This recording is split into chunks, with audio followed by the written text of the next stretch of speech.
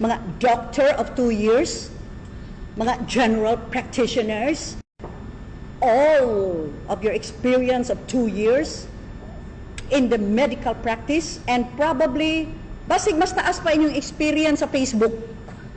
Sa sigig panulpok din na sa inyong mga komentaryo nga murag skin sana mo, wa pa mo nga doktor, na mo ni ana, mo nang labihan ninyo ka mga haod. Alright, balik ulit tayo sa ating mga opinion, sa ating mga komentaryo dito sa ating nakikita ngayon sa ating mga social media, mga kapaligiran natin, sa inyo narinig ngayon ba? Narinig nyo yung mga huni ng ibon? Ganito pag lugar namin pag ganitong oras na to is 10 to 4. Ibig sabihin alas 4 menos 10 sa hapon. Nakinig yung huni ng ibon na ganyan. Tapos pagka minsan naman, hindi lang minsan araw-araw yung mga tunog ng mga pang bullfight na mga turong baka. Nandito rin sa kapaligiran. Minsan doon sa baba yan, hindi nyo makita yan. Although marami kong vlog yan, mga lumang vlog yan. Kung gusto nyo, bulat natin yung aking mga lumang vlog. Yan kung ano talaga, sana kung nagsimula pag sa aking pag-vlog. Nandyan ho yan, yung mga ginagawa ko noon. Kung may yung nag-comment pala dyan na mag-garden ka na lang, ito na nga nag-garden na nga utusan mo pa ako mag-garden na. Ito na nga, nag-garden na nga ako Ito yun na paligid ko. Hindi ko nila ipakita kasi napakita ko isang araw, di ba? Pag-usapan natin sa may Cebu, balik ulit tayo kay Cebu dyan sa Pilipinas. Kumusta ho ang sa mga Cebuano? Good luck sa inyo, sa inyong mayor, sa inyong governor pala, gobernadora. Salamat sa inyong pagpakita sa buong sambayan ng Pilipino na kahit pala hindi pira-pira ang labanan, pinakita nyo talaga na ang inyong probinsya ay ginawa nyo ang tama ang pagboto. Kasi nakikita nyo sa aking title, di ba? Isigwin Garcia, pagkatapos ng eleksyon noong May 12, unang pagkakataon na nagpakita siya. Kasi may event yata to dyan sa Cebu. At makikita nyo ang background kung ano ang mall na yan sa Cebu na nandoon ho siya. At may kunting ano lang naman siya, kunting message lang naman siya dyan, kunting mga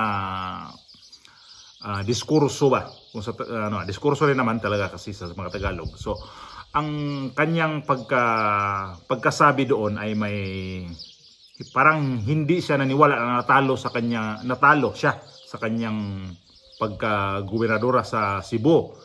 So, dalawang video makikita nyo.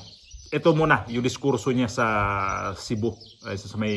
Isa sa mga mall dyan sa Cebu. Ito, pasok ko yung video. It has been said that victory has many fathers or mothers,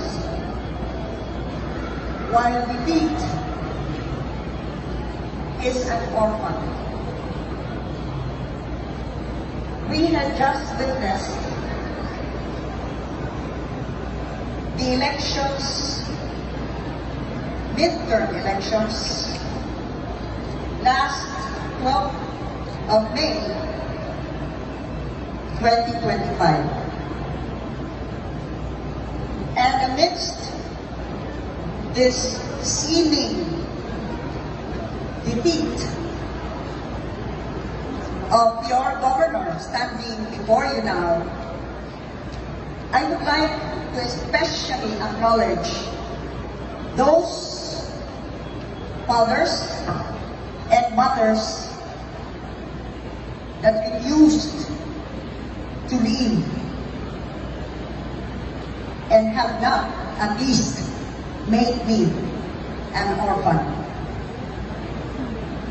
And so I would especially thank and remember your presence here today in this Cebu for the 2nd and 6th districts, which, as with other Cebu exhibits, per district are traditionally and oftentimes 100% attended by the mayors and the provincial board members of that district. For the 2nd district, may I acknowledge the presence of Mayor Nene Alegado of Consolacion and Mayor Didoy Suan of Cordova. That is for the 6th. For the 2nd district, may I acknowledge out of the 7, just these mayors. Mayor Alan Cesaldo of Agao, Mayor Monique Buscato of Santander, and Mayor Dr. Tito Calderon of Sambuan. I also acknowledge the board members of the 2nd district who are here. Board member Raymond Calderon and board member Stanley Caminero. We also have Vice Mayor, former Mayor Joy Alegado, and Vice Mayor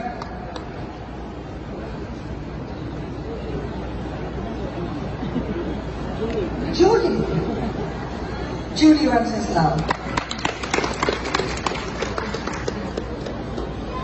May I also at least naitulog sa bito the Mayor of Bolmoon, Mayor Eugene Derama, Lutram Haydn.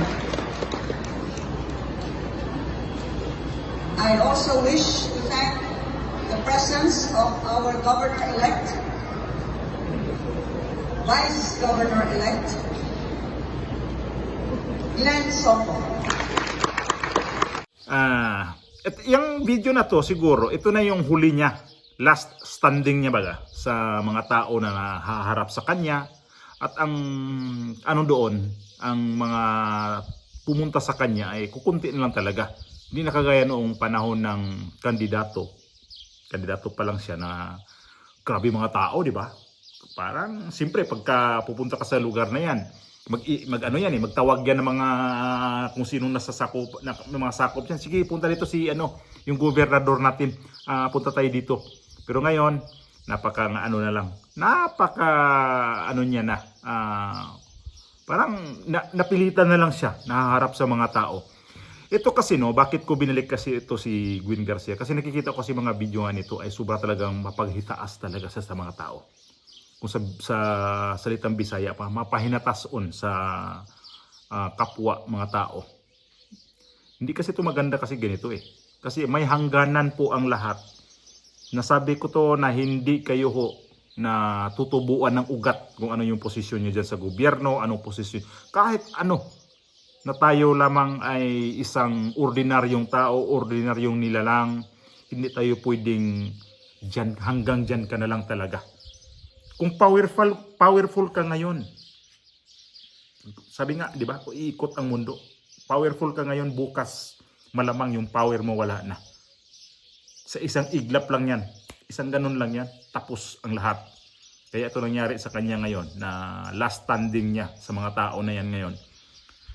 Yung pagka-powerful mo noon, nakikita ko talaga yung mga ginagawa mo talaga na mayroon pa nga mga video dyan na grabe pala talaga to siya mag-underestimate. May mga doktor yan siya na may mga doktor yan siya na sinabihan niya na parang minamaliit talaga niya sobra. Grabe pala siya. Matindi pala talaga to siya pag nang-aapi ng mga tao. Wait lang. Have a lot of guys, girls, kamo, mga doctor of 2 years, mga general practitioners, all of your experience of 2 years in the medical practice, and probably basig mas taas pa inyong experience sa Facebook. Sa sigig panulpot din na sa inyong mga komentaryo nga murag skin sana mo, wa ko mo nga doktor na ana mo ni ana mo nang labihan ninyo ka mga hawd. Ha? Dr. Candy Crista Abrera Pilapil, General Practice. UC Med, 2 years experience. MD. How about FB experience? Base ug mas taas pa. No? Base. Kay kusog na kayo mo manulpok ng murag kinsa mo, pero mas disamot mo kahawd manulpok. Mas disamot mo ka grabe mangumentaryo sa dihang mga MD na mo. No? Di ba? Ikaw, Lani May Sito? Ha? Nauna lang ako. Doktor ka? Or ahente ka sa krematorium? Kay cremation na may imong istorya. Doktor ka ng doktor gud ka na imong posisyon o profesyon, or Lani Ray Sito magdadaob ka. Kaayo na ganoy. Ganahan mo daoban ta mo. Oh, siya lagi mo daob. Basin ganahan mo daoban ta mo para diretso cremate. So magdadaob di ka. Unsa man ka sideline ka sa krematorium? Na ka nagtrabaho sa krematorium dire? Pilay komisyon nimo? Ha? Kahawd nimo. Sagpaon to nimo kaning naunga mo sagpa nako. Excuse me. Suway. Dali. Ay kabalaka, kay di ko musagpa nimo, tan-awon tara ka. Gikan sa ulo ngadto sa tiil ug balik. Unya balik ko na kog tan-aw ang imong nawong. Labi na ang imong agtang. Kay klarohon na kog nabay utok sod. Dali. Mag-ila-ila ta. Para kibaw ko. Saong tagagiha. O di ba? Nang aapi ka ng kapwa mo tao, ayun na. Bumalik sa'yo. Yung inaapi mo mga doktor. Sinabi mo mga imbalsamador ba yun siya? Ang sama pakinggan eh. Ang pangit tingnan. Ikaw yung pinakamataas na opisyal sa probinsya tapos ganyan ang ipapakita mo. Ito yung makikita natin sa kanya ngayon. Hindi na siya ganun ka astig. Tanggal yung angas niya. Tanggal yung pakayabang niya. Ito yung isang video na pasakay siya nito sa kanyang sasakyan. Na mukhang ang mga tao parang nagtawag sa kanya, mukhang kuan ba? Mayroong pang talo ka na. Hindi seryoso ang mga tao. Hindi na natutuwa sa kanya. Dahil pala sa ginagawa talaga nito.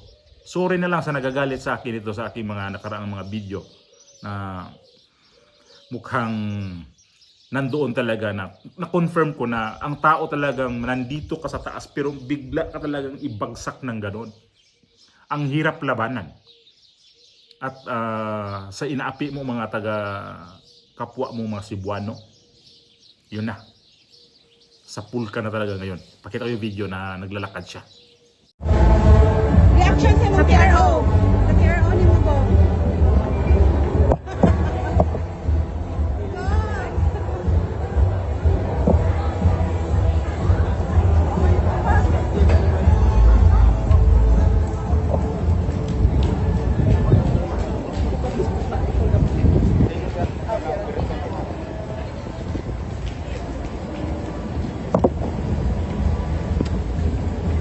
Rob, see you.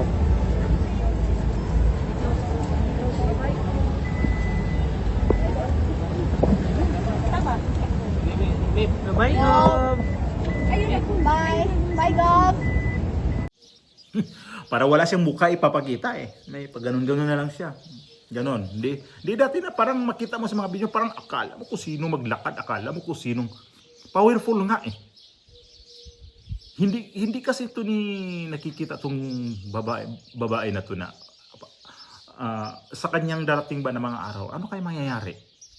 Minsan naman kasi mag-isip tayo, ano kaya mangyayari? Pag sobra akong ngayon, tapos sa sunod na araw, yun pala, kabaliktaran ang mangyayari. Ay ang ginagawa ko sa kapwa ko tao ay hindi, may kabayaran. At ito na yung nangyari sa kanya. May kabayaran talaga lahat. Kasi tayo kasi no, kanya-kanya tayong opinion, kanya-kanya tayong tao na aminin ko naman talaga na mayroon tayong pagkakataon na magiging panatiko tayo sa kapwa natin tao, lalo sa mga politikong ganito. Nagiging panatiko tayo. Ako aminin ko na mayroon akong ugali na gano'n na panatiko. Nakita nyo naman kung saan ako ngayon kakampi, saan ako kumakampi pala. So nakita nyo ho yan. Bakit ako nga dito? Di ko na ulitin yun. Nasabihin ko bakit ako nandito. Kasi na ilang beses ko na nasabi yun. So nakita nyo yung suot ko kung bakit ako nagkaganitong kulay ngayon. Kaya gusto ko to na dito ako dito ako tatayo. At saka itong ginagawa ngayon sa mga politiko sa mga ganito kulay na to, malapit na ang balik ninyo. Malapit na talaga. Kasi may hangganan eh. At ito ngayon ang nakikita ko dito sa Gobernador ng Cebu. Nakakaawa ang mga tao na ginagawa pala nito noon. So, politician kayo, di kayo pwedeng ganyan na sobra-sobra ang inyong ipapakita sa mga tao na hindi maganda kasi politician lang kayo eh. Sabihin ko sa inyo, politician lang kayo kasi di naman kayo magiging gobernador dyan, di kayo magiging mayor, hindi kayo magiging kapitan, hindi kayo magiging konsihal, hindi kahit ano, basta kumandidato kayo kung hindi lang sa mga tao sa nasasakupan ninyo. Kaya sabihin ko sa inyo lang kasi kayo nag-apply ng trabaho sa mga tao eh. Tayo mismo, halimbawa ako nag-apply ako ng magpa-elect ako ng official, wala akong karapatan na maliitin ko tong mga tao na to kasi dito ako nag-apply sa inyo. Parang ikaw lang din na nagtatrabaho ka halimbawa sa kumpanya, halimbawa nag-apply ka ng trabaho, kung anong trabaho man. Pagdating ng araw, magyabang ka na sa inyong employer, baliktad na. Ikaw yung empleyado, ang employer mo, ikaw na ngayon yung dapat masunod. Maraming ganyan ha, nakikita ko. Ang daming ganyan na nagtatrabaho pagdating ng isang buwan o ilang taon. Ang kanyang empleyado, ang kanyang mga trabahante, parang gusto pang susundin sa amo. Maraming ganyan. Huwag na tayo magpa-ipokrito. Hindi lang sa ibang bansa ha. Sa ibang bansa, marami rin yan ganyan. Na mga tao dito na nagtatrabaho na okay lang yan sa umpisa. Ang ganda ng performance. Pagdating ng isang buwan yan, pataas na, wala na. Ganyan na lang yan. May ginagawa yung kasama na kaganyan lang yan. Tapos pag magsalita yan, mapanghitaas na. Lalo pag yung tao na yan ay nauna, tapos may bagong papasok, nako, asahan mo na yan kung paano siya umasta sa mga taong ganyan. Piling boss na. Ganyan ang politika. Ganyan si Gwen Garcia. Parang piling ba niya na wala makakatalo sa akin dito sa Cebu? Hindi ka pwedeng magganon, hindi tayo pwedeng magganon kasi elected lang tayo eh. Aplikante ka lang ng mga tao eh. Anytime, pagdating ng 3 years, pag ayaw ng mga tao sa'yo, isusuka ka na, wala ka na. Lagpot ka. Basurhan ka pupunta. Anong nangyari sa'yo ngayon? Basurhan ka na. Parang nagmamakaawa na siya sa sarili niya. Parang feeling niya biktima na siya sa mga tao. Mayroon pa siya sinabi na orphan. Na parang nagiging orphan. Kasi parang feeling ba niya na kung wala ako dito sa Cebu na to na magiging gobernadora, kayo lahat dito maghihirap kayo. Parang iyan ang vision niya. So, hindi lahat na panahon na iyo ang Cebu. Ngayon, ordinaryo ko ng tao, may kaso ka pang na-suspended ka na. Di abangan namin yan kung ano pa ang darating sa iyong kamalasan dyan. Kasi ang malas talaga, pag yan ang dumapo sa tao mapanghitaas, hindi ka talaga hindi ka talaga magtatagumpay. Ibababa ka talaga. Hindi pwede yung itataas ka. Kasi sobrang yabang eh. Pag mayabang ka, wala na. Yung angas mo, yung nakikita ko sa mga wala na. Astig mo at saka yung angas mo noon, wala na. Napalitan na ng parang winas out na. Yari ka na.